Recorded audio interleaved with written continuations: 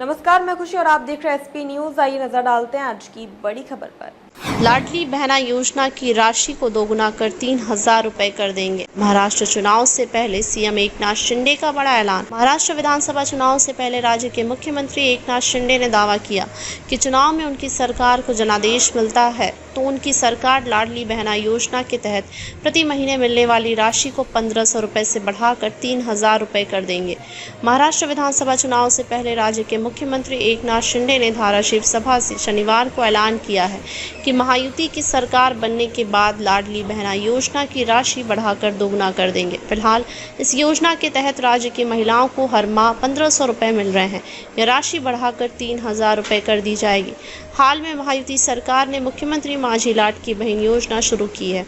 मुख्यमंत्री एकनाथ शिंदे ने कहा कि इसलिए जब मेरे पास फॉर्मूला आया तो मैंने अपने 2 सहयोगियों से कहा कि हम इस योजना को शुरू करेंगे। उन्होंने कहा कि हमने सभी योजनाओं के लिए धन उपलब्ध कराया है। एक बार जब तीर कमान से छूट जाता है तो वह छूट जाता है। यह योजना बिल्कुल भी बंद नहीं होगी। हम बहनों को 1,500 पर नहीं रोकेंगे बल्कि उनको करोड़पति बहनें बनाएंगे। सीएम ने कहा कि महिलाएं सशक्त हैं तो देश सशक्त है। महिलाओं का विकास ही देश का विकास है। राज्य में शुरू हुई है बालक भाऊ योजना। उन्होंने दावा किया है कि बालक भाऊ योजना देश में केवल महाराष्ट्र राज्य में है। इस योजना के माध्यम से 1.5 लाख भाइयों का पंजीकरण हो चुका है। इस समय युवा कार्य प्रशिक्षण योजना प्रारंभ की गई है। महिलाओं को एसटी यात्रा का टिकट आधा कर दिया गया है। घाटे में रहने वाली एसटी फायदे में रही। उन्होंने कहा कि कई लोगों ने हमें बताया कि टिकट आधा होने पर एसटी को पैसे का नुकसान होगा, लेकिन बहन का आशीर्वाद मिला और एसटी को फायदा हुआ। विरोधियों ने कहा कि योजना के लिए पैसा कहां से आएगा। एक फिल्म का डायलॉग है कि एक बार जो मैंने कमिटमेंट कर दी तो मैं अपने आप की भी नहीं सुनता। महायुति सरकार के डायलॉग जैसा है। एकनाथ शिंदे ने कहा कि हमने अपनी बात रखी है और निभाते रहेंगे। विकास के मामले में राज्य बना नंबर 1। उन्होंने कहा कि 2019 से 2022 तक 2.5 साल तक शिव सैनिकों को अपना मुंह बंद रखना पड़ा।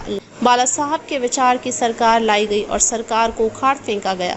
इसके बाद राज्य में बंद पड़ी सभी विकास परियोजनाएं शुरू की गई। लेकिन अब फिर से मुझे गर्व है कि हम इसे नंबर 1 पर ले आए हैं। सरकार में हर कोई जाता है लेकिन हम इसके खिलाफ गए और बाला साहब ठाकरे और आनंद दिघे के विचार की सरकार लाए हैं। धन्यवाद।